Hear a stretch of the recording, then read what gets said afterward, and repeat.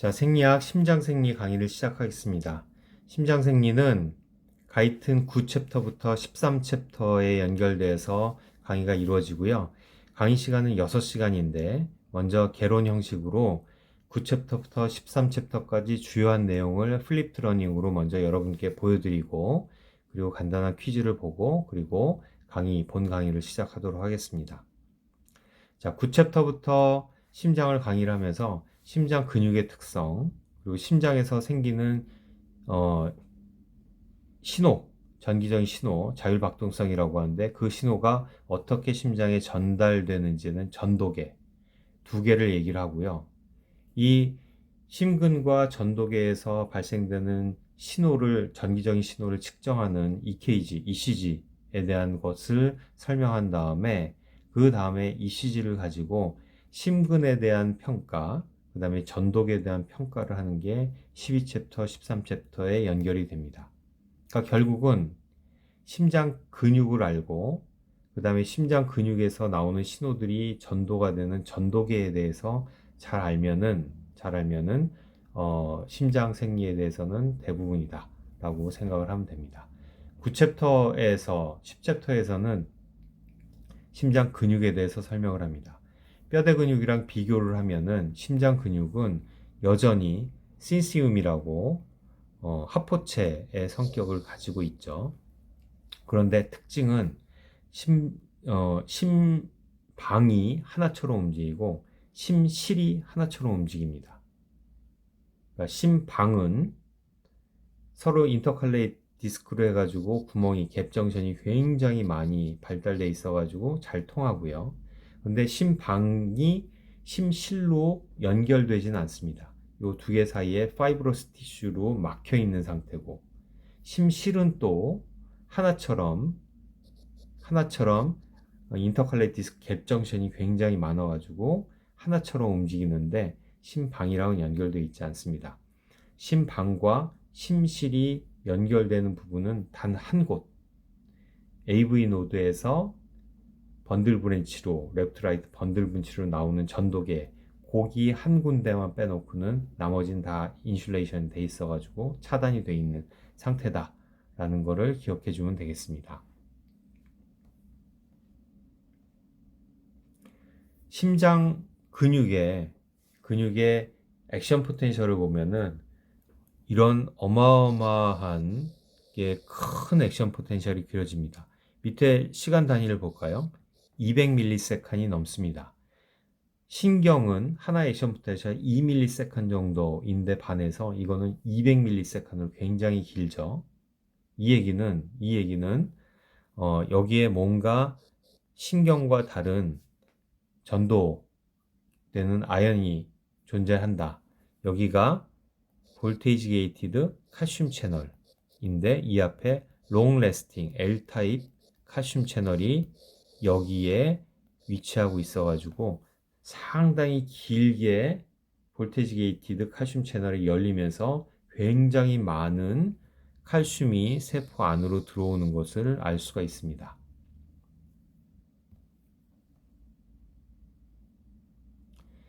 그 L타입 칼슘 채널이 어디에 있는지 보면은 뼈대 근육과 똑같이 T튜브에 존재하는데, 뼈대 근육에서는 이 채널이 활성화돼도 일리 칼슘이 들어오지는 않고 라이오니딘 리셉터를 통해서 세포질에 있는 칼슘을 릴리즈하는 역할을 한다고 했는데, 심근에서는 얘가 직접 열리고 어마어마한 양의 칼슘이 안쪽으로 들어오면서 액션 포텐셜을 굉장히 길게 유지하는 역할을 해주는 차이가 있다라는 것을 책에서 설명하고 있습니다. 심장의 박동성은 죽을 때까지 무한 반복입니다. 한 번 뛸 때 나타나는 현상이 그 다음 뛸 때 똑같이 나타나고 이게 무한 반복이 되는데, 이때 일어나는 이벤트들을 한 곳에다가 다 모아놓은 것을 심장 주기라고 얘기를 합니다. 이 심장 주기에는 먼저 심장을 수축하게 만드는 전기적 신호 ECG에 대한 그래프랑, 그 다음에 청음을 했을 때 들리는 럽덥하는 소리들, 그리고 심실에 피가 차는 모습, 피가 밖으로 나가는 모습, 볼륨 커브, 그리고 압력 곡선으로 심실의 압력 곡선, 그 다음에 심방의 압력 곡선, 그리고 동맥의 압력 곡선을 세 개를 다 합쳐놓은 게 심장 주기입니다. 간단하게 주기를 순서적으로 보게 되면은 심실의 압력을 보면 심실은 수축하기 전에는 0이죠. 0인 상태에서 심실이 수축을 하게 되면 120까지 이렇게 뛰게 됩니다. 그래서 뛰는 걸 보면 이완했다가 수축을 하는데 초반부에는 동맥압을 넘기지 못하기 때문에 이때는 피가 나가질 못하고 압력이 우욱 하고 힘을 주고 있는 아이소볼루믹 컨트랙션, 등 용적 수축을 하고요. 그 다음에 요 끝에 밸브가 열리면 그때부터 비로소 피를 내보내는 짜는 역할을 하죠. 이젝션이 일어나고, 그 다음에 짜고 힘이 빠지는 때쯤에 동맥압이 높으면 떨컥하고 다치면서 그 다음에 피가 안 들어오고, 왜냐하면 심방보다 높으니까 이완을 하게 됩니다. 그때는 용적이 변하지 않고 근육이 이완을 하게 되는 아이소볼루믹 릴렉세이션, 등 용적 이완이 일어나고, 그 다음에 이게 충분히 이완이 되면은 밑에 심방에 있는 판막이 열리면서 피가 안쪽으로 들어오는 래피드 인플로우, 빠른 유입이 되고, 그 다음에 아트리아 시스톨, 심방이 수축을 하면서 피를 채워주는 요게 반복이 됩니다. 이완됐을 때부터 1, 2, 3, 4, 5 이런 순서대로 무한 반복되는 게 심장 주기입니다. 자, 심장이 수축을 하는 양상을 한번 볼까요? 뼈대 근육에서는 길이 장력 곡선이라고 해서 2마이크론을 기점으로 해가지고 이런 식으로 능동 수축, 그 다음에 수동 수축 이런 식으로 그렸었죠? 비슷하지 않나요? 여기서도 벤트리클의 볼륨이 150일 때 최대 수축력을, 압력을 나타내는 능동 곡선, 이게 수축할 때, 심장이 수축할 때 곡선이고요. 그 다음에 수동 곡선은 심장이 이완하고 있을 때 피가 채워지면서 발생하는 압력 곡선이 이제 수동 곡선이 되겠죠. 그래서 이완하고 있을 때는 피가 차면서 압력이 이런 식으로 150부터 급격하게 압력이 올라가는 걸 알 수 있고, 얘가 수축할 때는 150일 때 가장 세게 짜고, 거기서부터 거리가 멀어지면은 압력이 줄어드는 그런 모습을 보입니다. 실제 심장은 요 최적의 길이에서는 거의 작동을 안 하고 요 부분에서 작동을 하게 됩니다. 볼륨이 40, 50에서 110, 120까지 올라갔다가 심실이 채워지면 아이소볼루믹 컨트랙션, 볼륨이 변하지 않는 상태에서 컨트랙션, 압력이 올라가는 거죠. 올라가고, 그리고 이젝션을 하면서 다시 이완을 할 때는 볼륨이 변하지 않은 상태에서 아이소볼루믹 릴렉세이션을 한 다음에 다시 래피드 필링이 일어나고, 다시 이젝션, 릴렉세이션, 컨트랙션, 릴렉세이션이 반복되는 그런 모습을 보이게 됩니다. 자, 여기까지가 심장 근육에 대한 얘기고요. 심전도에 대한 얘기가 10챕터에 이어지는데, 심장은 자율박동성을 가지죠. 신호를 어딘가 심장의 어디선가에 냅니다. 굉장히 여러 곳에서 나오는데 가장 지배적으로 큰 신호를 내는 곳은 사이너스 노드, 동결절이다 라고 알려져 있습니다. 이 동결절에서 나오는 신호는 심근으로 연결된다면 굉장히 느리게 가는데, 그러지 않고 심근 세포 중에 수축 단백질이 다 빠져나가고 전도에 필요한 단백질들만 남아있는 전도계가, 신경은 아닙니다. 전도계가 있는데 그 전도계를 통해서 심장의 모든 곳의 전기를 굉장히 빠르게 전달해 주게 되는데, 먼저 심방에서는 동결절에서 인터노달 결절간 패스웨이를 통해서 세 갈래의 큰 결절간 패스웨이를 통해서 AV 노드로 전달이 됩니다. AV 노드로 전달은 AV 노드에서는 여기서 이제 심방에서 할 일이 다 끝나고 심실로 전달이 되는 겁니다. 여기 파이브러스 티슈들이 쫙 하고 있는데 이 파이브러스 티슈들 중에 구멍이 하나 있는데 이 구멍으로 AV 노드에서 신호를 빼줍니다. 빼줘서 레프트, 라이트, 번들 브랜치 쪽으로 신호를 주면 다시 한번 빠르게 쫙 내려가면서 퍼킨지 시스템으로 들어가면서 모든 심근세포로 전달이 됩니다. 자, 심장에서 나오는 신호, 자율박동성, 도대체 어디서 나오느냐? 우리는 보통 얘기를 할 때 S노드에서, 사이너스 노드에서 발생한다고 그럽니다. 다른 부분에서도 생길 수 있어요. 근데 지배적인 신호는 S노드, 사이너스 노드에서 나오게 됩니다. 사이너스 노드에 왜 그런 신호가 나오는지를 설명하는 것들이 이제 교과서에 잘 나오겠는데, 심근세포와 비교해 보면은 심근세포는 마이너스 90에 굉장히 안정된 막전위에서 굉장히 커다란 액션 포텐셜이 나오게 됩니다. 여기는 칼슘이 굉장히 많이 들어있는 거죠. 근데 동결절에서 나오는 신호는 안정막 전위도 굉장히 안 좋습니다. 마이너스 55. 스레숄드에 가까워요. 이것도 유지 못해가지고 찔끔찔끔찔끔 올라갑니다. 그리고 열리면서 좀 넓은 칼슘 채널이죠. 칼슘 채널이 나오고 그 다음에 칼륨 채널에 의해서 닫히고, 하지만 다 밑에까지 내려가지 못하고 다시 찔끔찔끔 올라가고 다시 칼슘 채널이 열리고 칼륨 채널, 이게 반복이 되는 거죠. 그럼 도대체 여기가 뭐가 있길래 슬금슬금 레스팅 멤버레인 포텐셜이 올라가느냐? 여기가 소디움 채널이다. 소디움 채널인데 어떤 채널이냐면 그냥 릭이에요. 릭. 그냥 뚫려 있어. 뚫려 있으니까는 레스팅 멤버레인 포텐셜에서는 소디움이 안으로 계속 들어오는 그런 상황이 되는 거죠.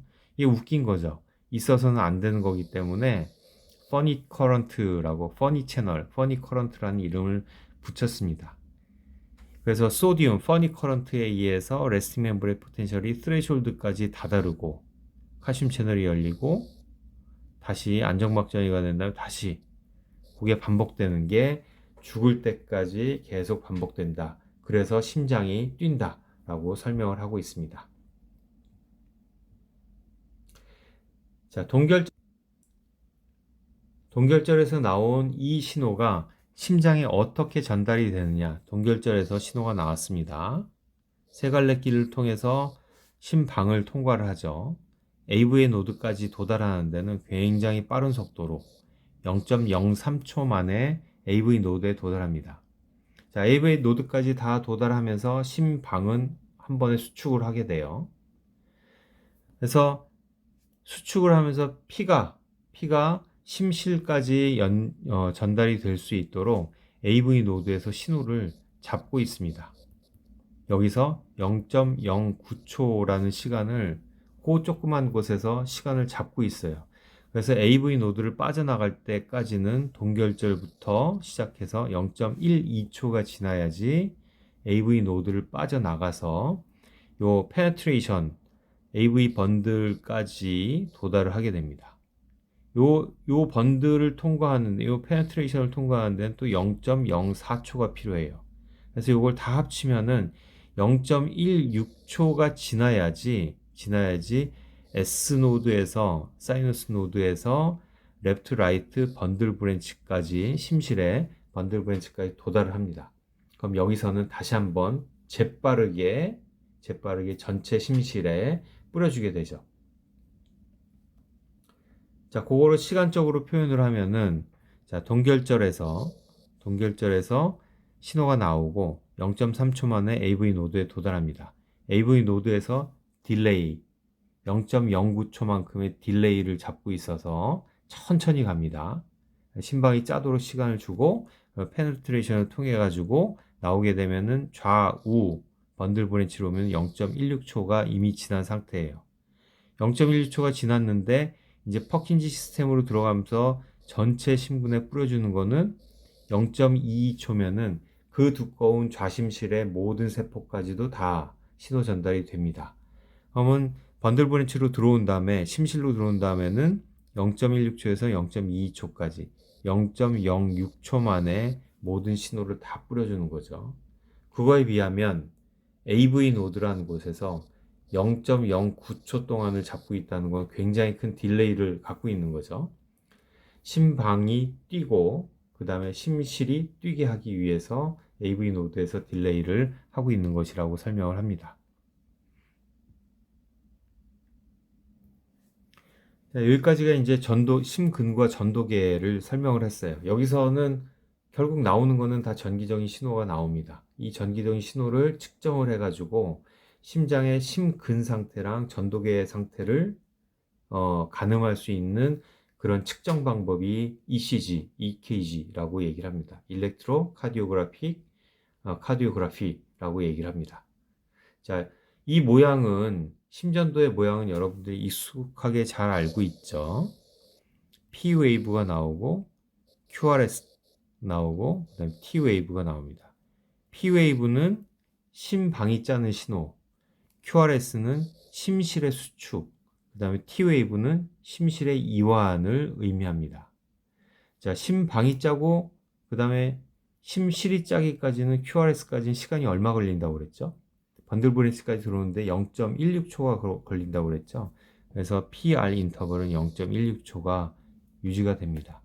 정상적인 심장이라면 0.16초 정도의 딜레이가 있은 다음에 QRS가 나온다라는 것을 여기서 또 확인할 수가 있습니다. 전기적인 신호가 나오는 것을 측정하는 가장 기본적인 원리는 심근세포가 이런 식으로 인터칼레이트 디스크로 해가지고 쫙 갭 정션으로 연결이 돼 있으면은 안정막전이면 안쪽이 마이너스죠. 바깥쪽은 상대적인 플러스고요. 활동전이가 일어났다 그러면은 안쪽이 상대적으로 플러스가 되고 바깥쪽이 상대적으로 마이너스가 될 겁니다. 안쪽에서의 전류는 이 방향으로 흐른다면 세포 밖에서의 전류는 이거의 반대쪽 방향으로 흐르겠죠. 우리는 전극을 세포 밖에다 꽂고서 측정을 하게 됩니다. 그래서 전기는 활동 전이가 일어난 곳에서 디폴라리제이션이 일어난 곳에서 안정막 전이 쪽으로 전기가 흐르게 됩니다. 여기 활동 전이가 일어난 거를 셉텀에다가 빨갛게 표시를 했어요. 활동 전이가 일어난 곳에서 일어나지 않은 곳 쪽으로 흐르게 됩니다. 그래서 전기의 방향이 이런 식으로 흐른다. 우리는 이거를 측정하는 것이다 라고 설명을 하고 있습니다. 측정하기 위해서 리드를 몸에다 부착을 하고 그 리드를 통해서 전기의 변화를 신호를 측정을 합니다. 가장 대표적인 걸 스탠다드 리드가 표준 전극이라고 얘기해요. 표준 전극은 오른손, 왼손, 왼 다리에다가 꽂고서 측정을 합니다. 표준 전극은 극성이 있어요. 극성이 있다는 건 플러스 마이너스를 설정을 해놓고 측정을 한다는 거죠. 자, 1번 리드는 오른팔에서 왼팔로 방향을 정했습니다. 오른팔이 마이너스고 왼팔이 플러스예요. 2번 리드는 오른팔에서 왼 다리로 가는 거를 2번 리드라고 했어요. 오른쪽 팔에서 이게 마이너스고 왼쪽 다리가 플러스입니다. 이 방향이 2번 리드입니다. 3번 리드는 왼쪽 팔을 0점으로 놓고 왼쪽 다리를 플러스로 놓고 이 방향으로 측정을 하는 것을 3번 리드라고 정했습니다. 자, 1번 리드, 3번 리드 이 두 개를 합치면 2번 리드가 되겠죠. 이거를 아인토벤 트라이앵글이라고 하고 아인토벤 법칙이라고 합니다. 1번 값과 3번 값을 더하면 2번이 나온다. 이렇게 이해를 하고 극성이 매우 중요합니다. 플러스가 어느 방향이죠? 1번은 이 방향, 2번은 이 방향, 3번은 이 방향. 아니다. 1번 이 방향, 2번은 이 방향, 3번은 이 방향이 방향성이 존재한다는 걸 꼭 기억하기 바랍니다.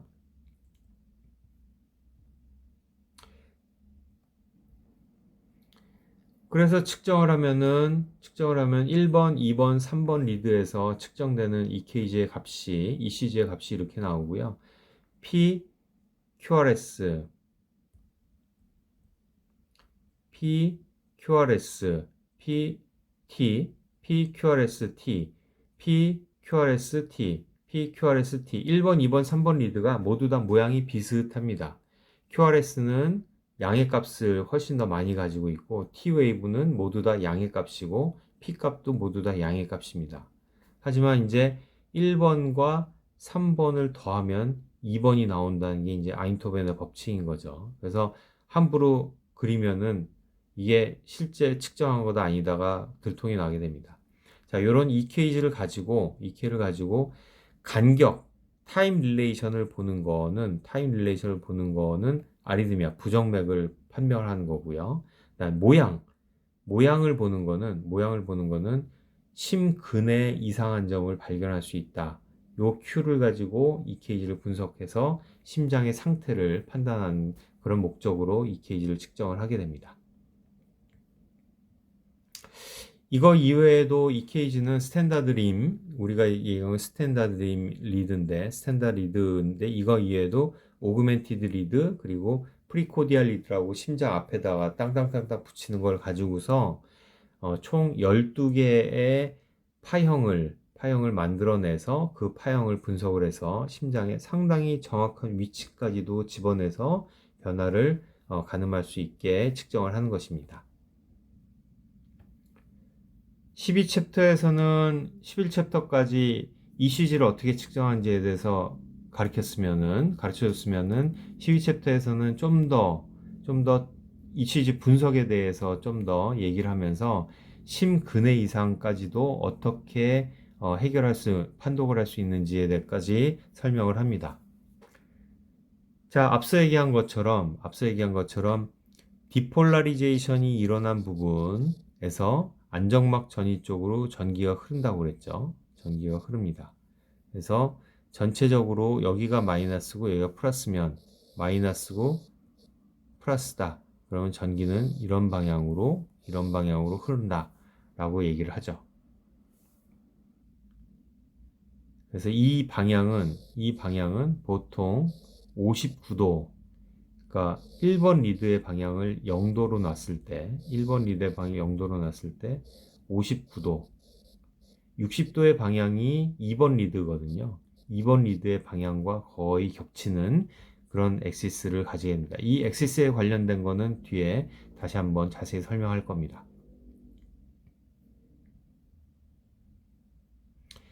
자, 벡터 애널리시스라는 거는 여러분들도 굉장히 잘 아실 겁니다. 이런 식의 전기가 흐를 때 1번에서 측정을 하게 되면은 1번에서 수직으로 내리는 요 점 B의 값이 1번 리드에서 읽히는 값인 거죠. 1번 리드에선 B의 값만큼 읽힌다. A라는 거를. 또 요런 전류가 흐를 때는 요런 전류가 흐를 때 1번에서 측정을 하면은 1번에 이 방향이 플러스인데 내리면은 이 방향으로 가게 되죠. 그래서 마이너스 값만큼 요만큼의 마이너스 값만큼 전류가 측정될 거다. 여기는 요만큼의 B 사이즈의 양의 값이 측정이 되면 여기는 B 사이즈의 음의 값이 측정이 된다라는 거죠. 네, 이게 벡터 애널리시스입니다. 아마 다 잘 아실 겁니다.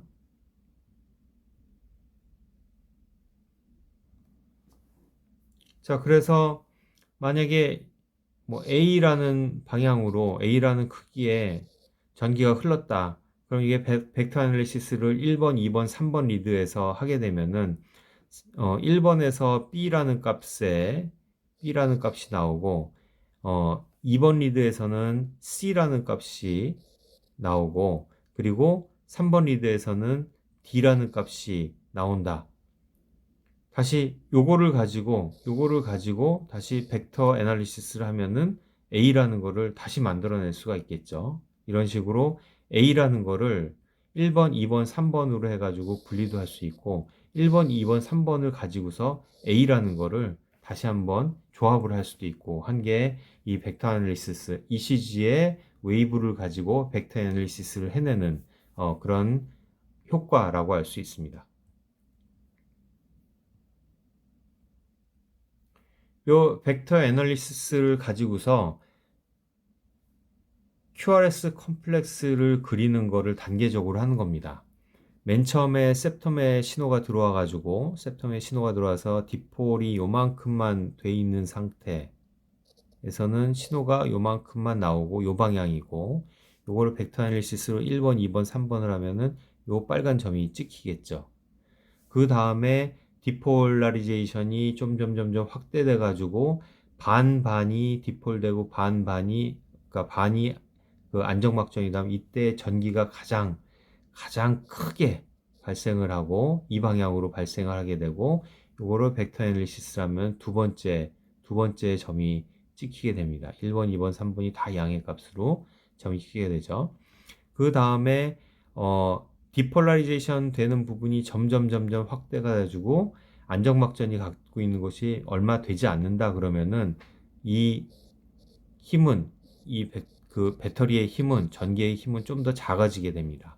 그래서 계속 똑같은 방향을 유지하지만 사이즈가 작아지게 되고 그래서 점을 찍으면은 애널리시스에서 1번, 2번, 3번에 점을 찍으면은 요 위치가 되고 자 웬만한 곳은 다 디폴라리제이션이 되고 두터운 좌측 심방만 조금 안정막전이가 남아 있다 그러면은 디폴된 곳에서 안정막전이로 전기가 방향이 흐르기 때문에 이 방향으로 흐르게 되죠. 그러면은 1번, 2번, 3번 중에서 3번 리드와 2번 리드에서는 반대쪽으로 흐르는 마이너스 쪽에 이 점이 찍히게 됩니다. 1번은 여전히 플러스지만 2번과 3번은 마이너스. 여기가 2번, 3번에서는 QRS, S 웨이브가 나오는 점이 되겠죠. 그리고 더 디폴라리제이션이 더 심화돼 가지고 좌측 벽까지 모두 다 디폴라리제이션이 됐다 그러면은 여긴 모두 다 0이죠.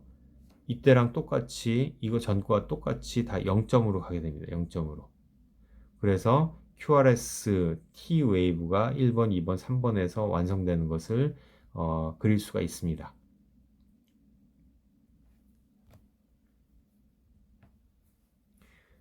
디폴라리제이션이 끝나고 리폴라리제이션이 시작되는 거는 리폴라리제이션은 에이펙스부터 시작합니다. 첨부부터 시작합니다. 첨부부터 베이스 쪽으로 리폴라리제이션이 일어납니다. 하지만 전기의 방향은 항상 디폴에서 리폴 또는 안정막전이 쪽으로 흐르기 때문에 계속 이 방향인 거죠.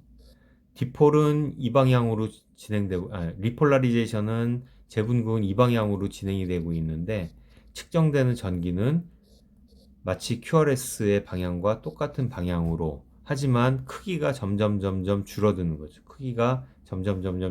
거죠. 그래서 마찬가지로 엑시스가 똑같기 때문에 첫 번째 점은 여기에 찍히고 두 번째 점은 이런 식으로 찍히게 되면서 계속 최종적으로 모두 다 안정막 전이가 되면 다시 0점으로 돌아오게 됩니다. 그래서 이 T웨이브는 1번, 2번, 3번 리드에서 모두 다 양의 값을 가지게 되는 거죠. 자, QRS 웨이브, T 웨이브가 그려지는 거 했고 이제 P 웨이브만 나왔습니다. P 웨이브는 심방에서 사이너스 노드에서 신호가 만들어져서 전달될 때 올고지 그냥 방향이 똑같은 방향으로 흐르는 거죠. 그렇기 때문에 엑시스가 이 방향으로 흐르고 이게 처음부터 끝까지 변하지 않기 때문에 디폴되는 양과 안정막 전이의 양에 따라서 배터리 사이즈가 커지고 작아지고 하면서 올라갔다 내려가는 그런 형식이 되고 그리고 리폴라리제이션 재분극도 먼저 탈분극이 일어난 부분부터 리폴라리제이션이 일어나기 때문에 재분극이 일어나기 때문에 똑같은 방향으로 일어나기 때문에 요번에는 그러니까 QRS 뒤에 T 웨이브랑 다르게 QRS 다음에 T 웨이브는 QRS는 베이스 쪽에서부터 내려오고 리폴라리제이션은 첨부 쪽에서 베이스 쪽으로 올라갔잖아요. 방향이 다르기 때문에 달랐는데 지금 이번에는 신방에서는 디폴라리제이션이 탈분극이 내려오고 리폴라리제이션 재분극도 똑같은 방향으로 내려왔기 때문에 P웨이브는 디폴라리제이션, 리폴라리제이션 이런 식으로 읽혀지게 됩니다. 근데 이 리폴라리제이션이 일어나는 부분에 QRS가 큰 게 뜨기 때문에 얘는 읽히지가 않는 거죠. 얘는 읽히지가 않는 상태로 P웨이브만 읽히게 됩니다. 자, 이렇게 벡터 애널리시스를 통해서 1번, 2번, 3번 리드에서 어떤 식으로 전이가 형성이 되는 것을 측정을 하는지도 중요한 단서가 되고, 또 하나는 일렉트리컬 엑시스를 판정하는 걸로 또 많은 정보를 알 수가 있습니다. 예를 들어서 1번, 2번, 3번 리드가 이렇게 있으면은 1번과 3번을 가지고서 엑시스를 한번 잡아보겠습니다. 1번 리드에서 이런 플러스 값이 나오고 3번 리드에서 또 이만한 플러스 값이 나왔다. 그럼 여기서 직각으로 내리면 만나는 점이 있겠죠?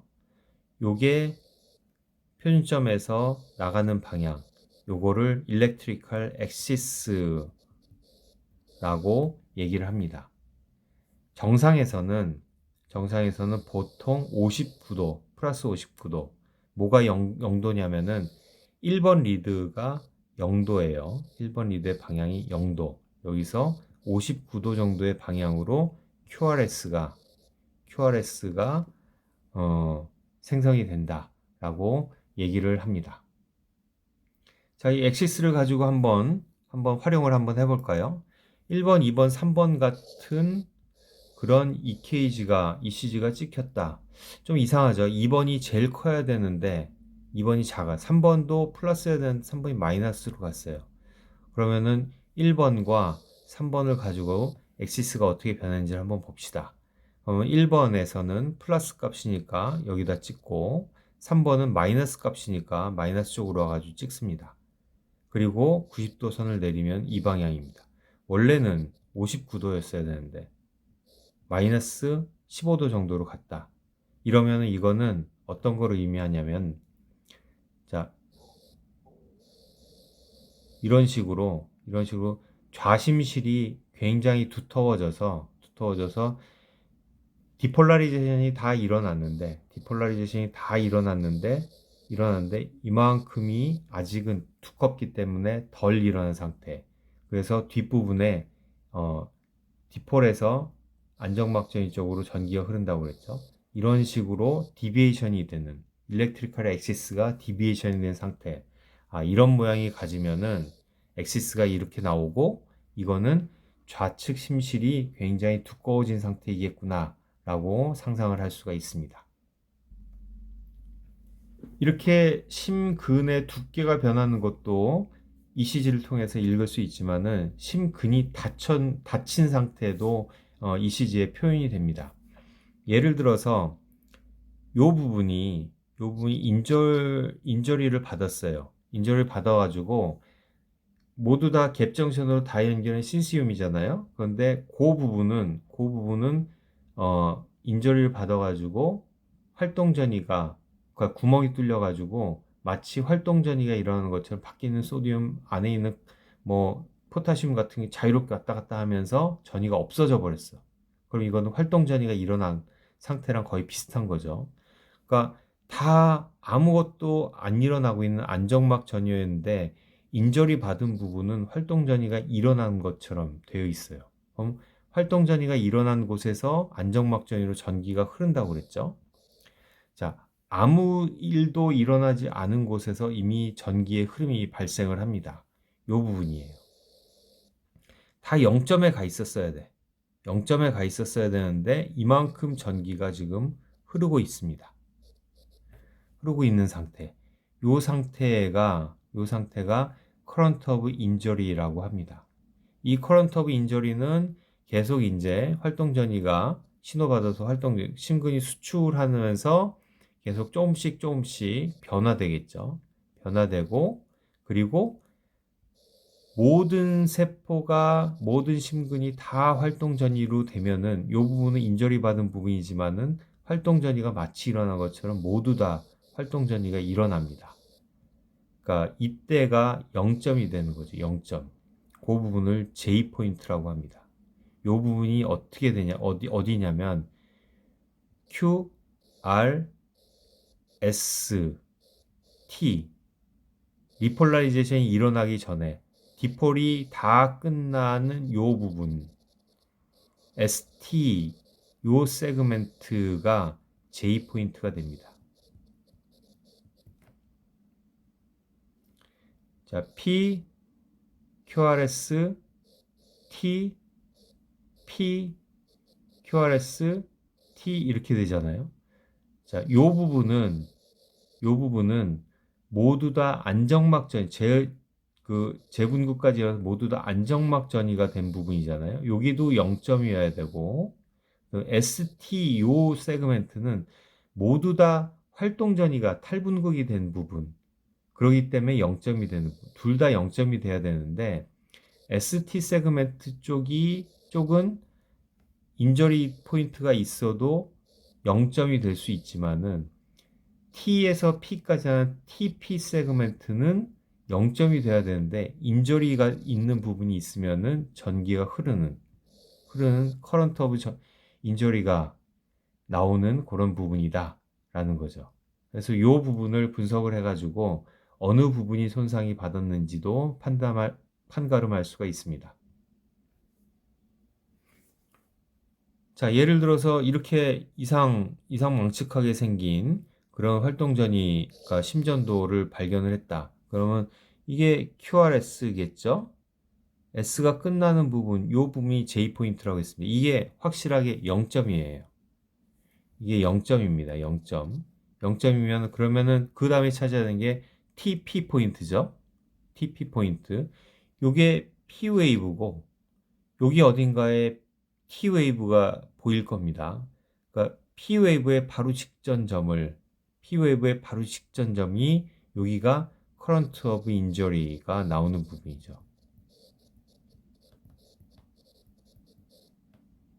그럼 여기가 0점이니까 1번 리드에서 요만큼 플러스입니다. 플러스로 요만큼 갔어요. 그리고 여기가 마이너스예요. 마이너스로 요만큼 갔어요.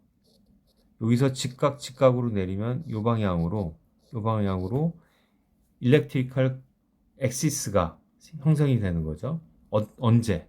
레스팅 상태에서 전혀 뛰지 않은 상태에서 전기가 이런 식으로 흐르는 겁니다. 이거는 뭐냐면은 인저리 받은 부분, 이제 탈분극처럼 인저리 받은 부분에서 안정막 전이로 전기가 흐르는 거죠. 이 방향으로 흐르는 거죠. 그럼 요거의 끄트머리 쪽의 위치에 인저리 받은 부분이 존재한다는 것을 가늠할 수가 있습니다. 요 부분이 손상이 받으면은 이런 형식의 모양의 심전도의 모양을 나올 수가 있다라는 것을 알 수가 있습니다. 하나만 더 해볼까요? 여기서는 J 포인트는 아마 요쯤이 되겠죠. J 포인트는 요쯤이 될 겁니다. J 포인트. 그죠? 그리고 TP 세그멘트가 이쯤일 테고요. TP 세그멘트가 뭐 요쯤이 이제 TP 세그멘트가 되겠죠. 그럼 요거를 합치면은 1번, 2번, 3번 어떤 걸 해도 두 개 리드만 하면은 일렉트리컬 엑시스는 잡을 수 있으니까 여기서 J 포인트에서 요 커런트 오브 인저리를 보면 마이너스 5쯤 되나요?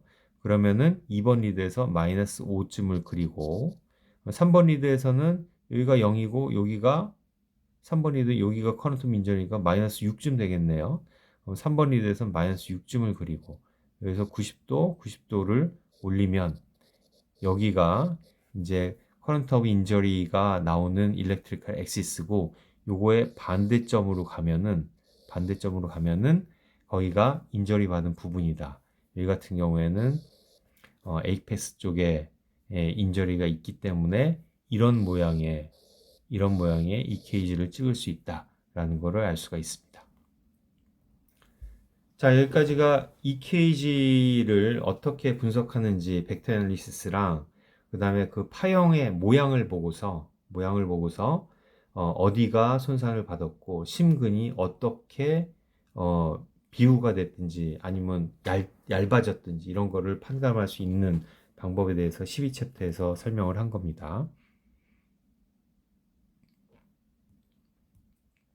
자, 13챕터로 넘어오면은 아리드미아, 부정맥에 대해서 얘기를 합니다. 부정맥이라는 거는 규칙성이 깨지는 상태, 시간적인 규칙성이 깨지는 상태를 아리드미아라고 얘기를 해요.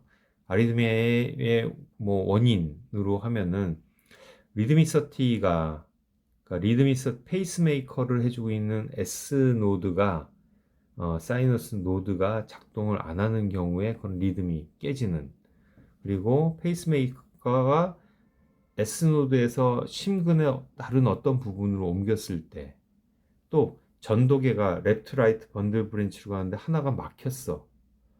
그런 경우에, 또 패스웨이가 이게 이쪽으로 그러니까 심방에서 심실로 나올 때 거기 한 군데를 통해서 내려가야 되는데 구멍이 하나가 더 뚫려가지고 사이드웨이가 하나가 더 있어가지고 또 다른 리듬이 생길 수가 있는 그런 경우에, 뭐 이런 경우들이 다 합쳐가지고 부정맥을 만들어내는 원인이 될 수 있습니다.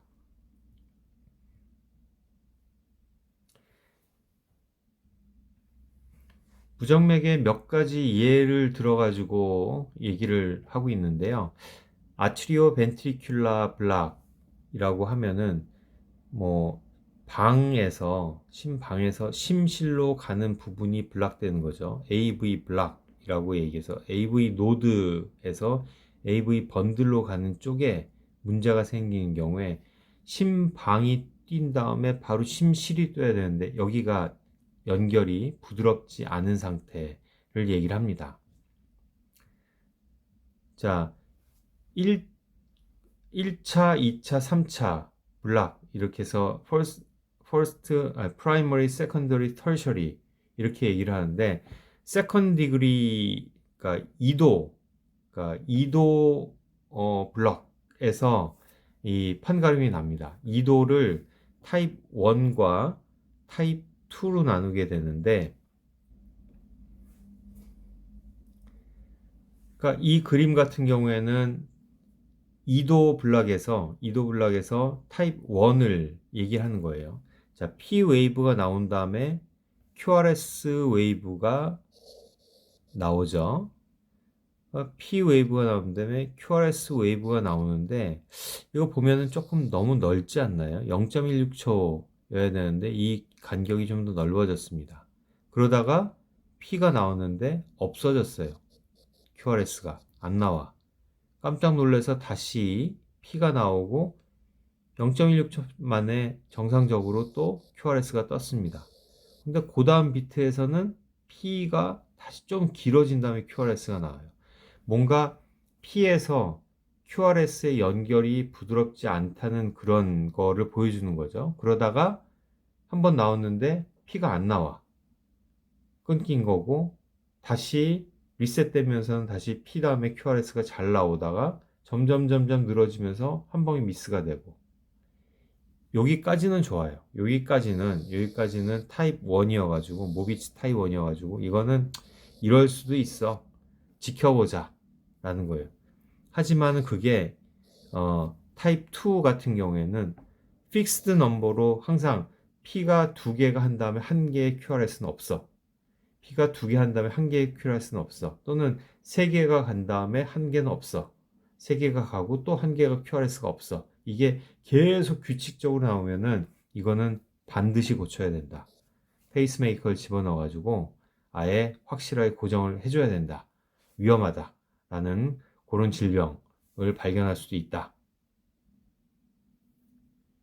이게 방과 실 간의 전독을 차단이 된 거라면은, 방실 차단이라면은 또 하나는 규칙적으로 뛰어야 되는데 땅, 땅, 땅, 땅 뛰는 땅, 땅, 따, 땅, 땅, 땅 이런 식으로 중간에 한번 없어야 될 게 괜히 한번 나오는 그런 프리머추어 컨트랙션. 프리머추어라는 거는 그러니까 땅, 땅, 땅 사이에 중간에 하나가 땅이 나오는 그 프리머추어 컨트랙션이 하나 나오게 되는데 이거는 페이스메이커가 또 다른 곳에 있을 경우에 그런 게 나옵니다. 그래서 이게 그 또 다른 페이스메이커라는 게 심방에 페이스메이커가 또 따로 생기면은 그거에 따라서 방실 결절을 해가지고 QRS가 연결이 되는 그런 상황이 되고 또 심실에 그런 게 있으면은 P랑은 전혀 상관없이 QRS만 하나 딸랑 나오는 그런 상태가 되는 거죠. 자, 그래서 프리머추어 아트리알 컨트랙션 PAC라고 하고 프리머추어 벤트리큘러 컨트랙션 PVC라고 하는데 PAC는 아까 얘기한 것처럼 심방에서 또 다른 곳에 페이스메이커가 관여를 하기 때문에 거기서 P가 나오고 QRS가 한꺼번에 같이 나오는 그런 양상이라면은 프리머추어 벤트리큘러 컨트랙션은 심방에서 나온 신호랑 상관없이 심실에서만 나오기 때문에 P 웨이브가 없이 QRS만 덩그러니 나오는 그런 모습입니다. QRS가 굉장히 크죠. S가 굉장히 넓고 큽니다. QRS가 T웨이브는 인버전 되어가지고 거꾸로 되어 있고요. 거꾸로 되어 있고 QRS는 굉장히 크고 여기 P웨이브 아닙니다. 요거는 얘의 T웨이브인 거죠. 얘의 T웨이브고 뜬금없이 QRS가 하나 커다란 QRS가 하나 나오는 그런 양식. 얘가 어디서 나오는지 또 애널리시스 할 수 있죠. 얘를 엑시스를 구해 보면은 이런 식으로 엑시스가 나온다. 그러면 원인은 여기겠죠. 여기서부터 이런 식으로 나온다라는 것을 알 수가 있습니다. 또 다른 아리드미아는 발작성 타키카디아라고 합니다. 발작성 타키카디아. 타키카디아는 빨리 뛰는 걸 타키카디아라고 하죠. 파로시스만 발작성. 자, QRS, PQRS 잘 나오고 있어요. 근데 갑자기 뜬금없이 빠라락 하고 뛰기 시작합니다. 이 경우는 앞에서 얘기한 것처럼 P 웨이브랑 QRS 웨이브가 깔끔하게 다 연결이 되어 있으니까 이거는 심방 쪽에서 문제가 있는 거구나. 아트리알 또는 AV 노드에서 뭔가가 문제가 돼가지고 타키카디아가 유발이 됐구나. 벤트리클의 위쪽, 수프라 벤트리클 타키카디아구나 라는 거를 알 수가 있습니다. 이런 것도 흔하게 볼 수 있는 부정맥의 한 종류고 치료보다는 많이 관찰을 하고 이게 생활에 상당히 많이 불편할 경우에는 요 원인 되는 부분을 뭐 지진다든지 해가지고 원인을 없애는 치료를 하기도 합니다. 아트리얼 타키카디아는 P가 연결이 돼가지고 QRS가 나오는 거는 순한 놈이에요. 하지만 P 웨이브가 없이 벤트리큘라 타키카디아는 굉장히 위험한 상태입니다. 벤트리클에서 타키카디아가 나온다면은 PVC랑 마찬가지로 아까 프리머추어 벤트리큘라 컨트랙션과 마찬가지로 P 웨이브가 없는 상태에서 QRS가 굉장히 넓고 T 웨이브는 거꾸로 되어 있는 요 QRST가 여러 번이 반복돼서 나온다. 요거는 바로 다음에 벤트리큘라 피브릴레이션. 이제 이거는 사망 바로 직전인데 벤트리큘라 피브릴레이션으로 갈 수 있는 상황이기 때문에 이거는 굉장히 위험하고 뭔가 원인을 치료를 해줘야 되는 그런 상황입니다. 심전도를 정상으로 만들기 위해서 카디오 버전 뻥튀기를 빵 하고 뛰어가지고 다 리프렉터리 피리어드를 걸고서 SA 노드에서 다시 정상적인 신호가 나오게 만들어줘야 하는 그 정도의 급박한 상황을 얘기를 합니다. 벤트리큘러 타키카디아입니다. 그 다음에 아리드미아에서 아마 아리드미아 중에서 가장 위험한 거라고 가장 위험한 게 아니라 위험합니다. 거의 죽었다고 보면 돼요. 벤트리큘라 피브릴레이션인데 피브릴레이션은 전도계를 타지는 않습니다. 그냥 각각의 하나하나의 심근세포들이 각자 다 컨트랙션을 하는 거예요. 동시성이 없는 거예요. 심장을 보고 있으면은 표면이 바르르 하고 떠는 거는 나오는데 얘가 이렇게 짜는 모습은 전혀 일어나지 않는 그런 상태인 거죠.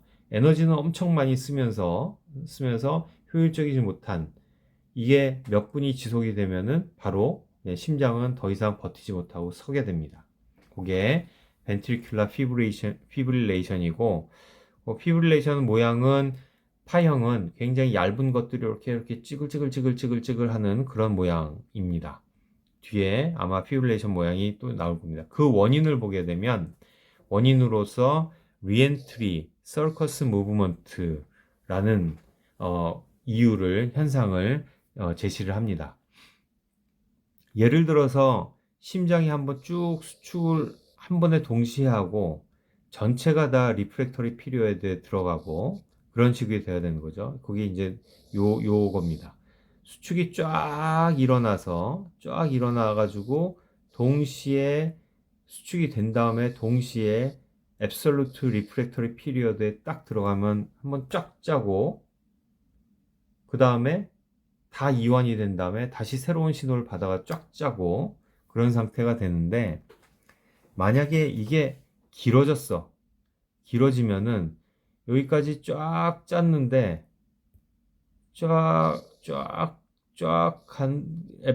그 리프렉터리 피리어드가 쫙 하고 갔는데 리프렉터리 피리어드가 한 바퀴를 다 돌아가지고 딱 여기 와가지고 딱 완전히 돼야 되는데 리프렉터리 피리어드가 여기까지만 차고 여기는 렐러티브 리프렉터리 피리어드면 여기에서 신호가 가면은 다시 뛸 수가 있죠. 다시 뛰고 그리고 리프렉터리 피리어드가 한 번 다 채워지지 못하고 요만큼 빈 곳이 있으면은 또 다른 옆에 신호에 의해서 다시 또 뛸 수 있고 이런 상태가 되는 거죠. 이게 어떤 상태에서 이런 게 일어나냐?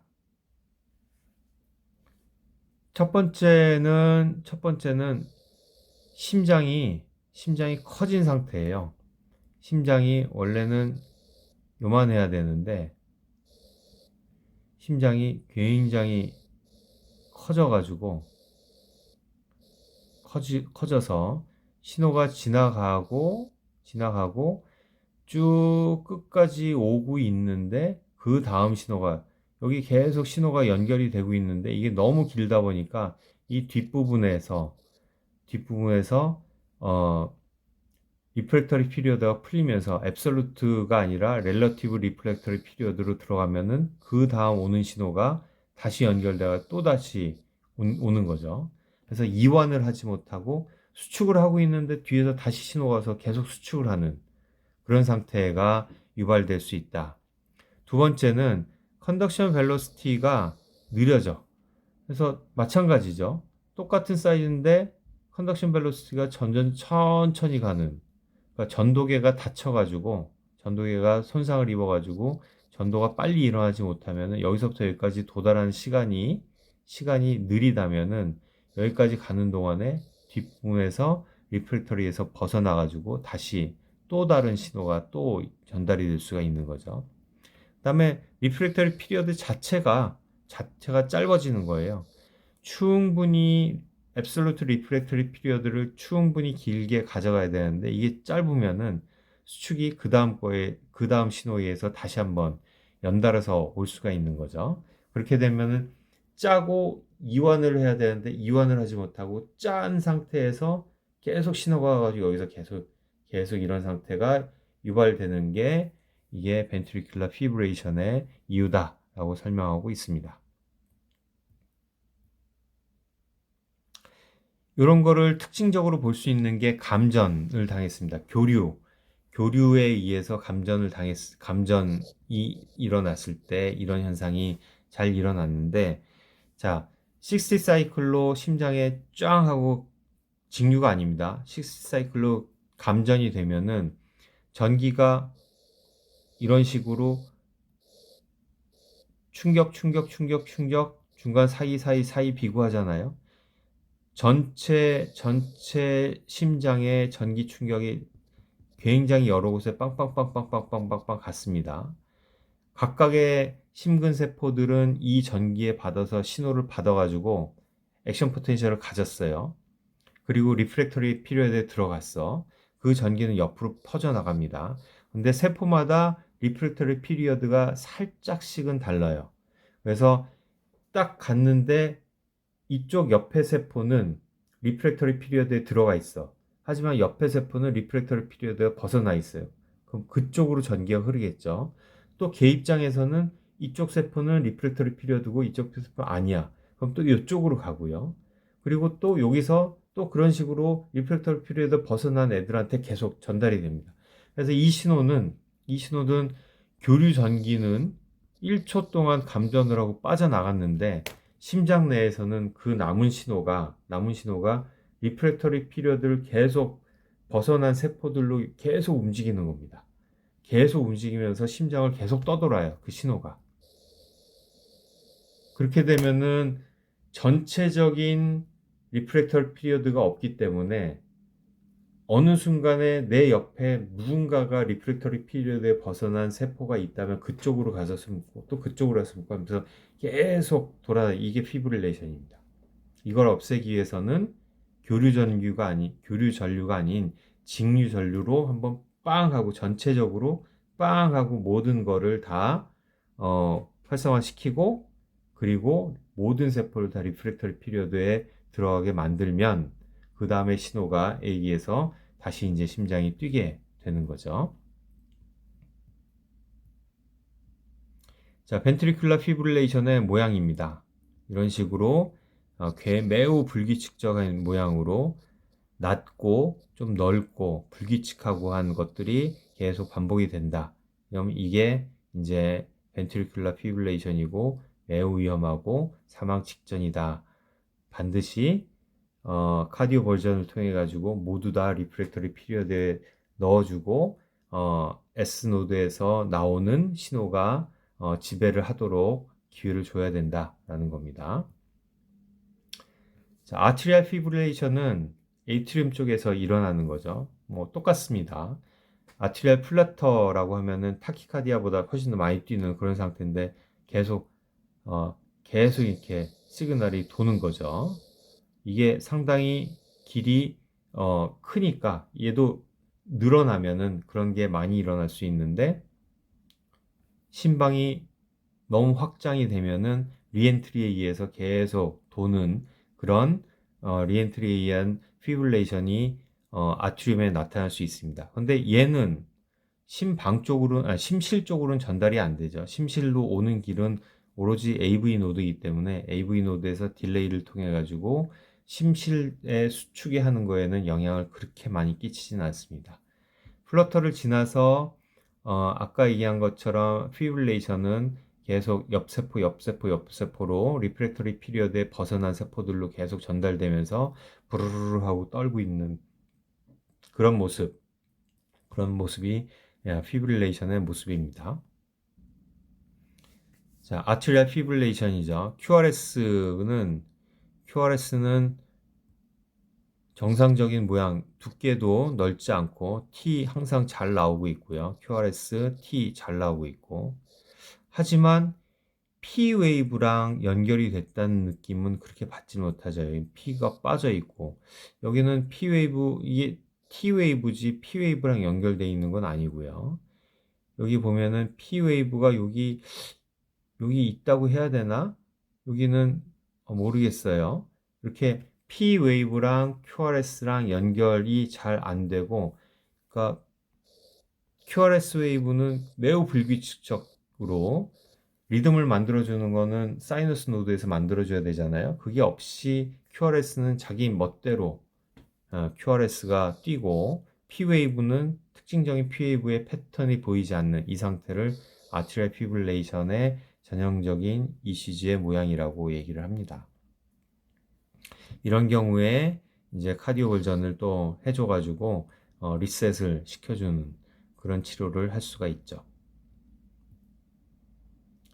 자, 요거 단계를 지나면은 심장이 이제 서게 됩니다. 피브릴레이션이 어느 정도 시간이 지나면은 여기에서 ATP도 다 소모하고 일렉트로라이트 밸런스도 다 깨지면은 결국은 심근세포는 안정막 전이를 갖지 못하기 때문에 이제 사망을 하게 되는 그런 상태가 일어나게 됩니다. 자, 이렇게 해서 심장의 심근과 전도계에 관련된 얘기들, 노멀 피지올로지랑 이상이 있을 경우에 어떤 식으로 검사 결과를 뽑을 수 있고 분석을 할 수 있는지에 대해서 설명을 하면서 심장생리 강의를 마치도록 하겠습니다.